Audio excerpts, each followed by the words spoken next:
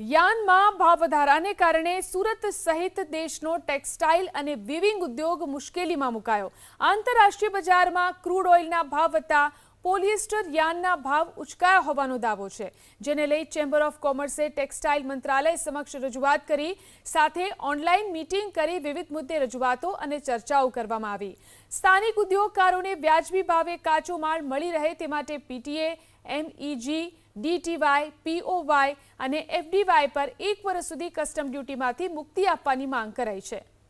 યાનમાં ભાવ વધારાને કારણે સુરત સહિત દેશનો ટેક્સટાઇલ અને વીવિંગ ઉદ્યોગ મુશ્કેલીમાં મુકાયો। આંતરરાષ્ટ્રીય બજારમાં ક્રૂડ ઓઇલના ભાવ વધતા પોલિએસ્ટર યાનના ભાવ ઉચકાયા હોવાનો દાવો છે, જેને લઈ ચેમ્બર ઓફ કોમર્સે ટેક્સટાઇલ મંત્રાલય સમક્ષ રજૂઆત કરી, સાથે ઓનલાઈન મીટિંગ કરી વિવિધ મુદ્દે રજૂઆતો અને ચર્ચાઓ કરવામાં આવી।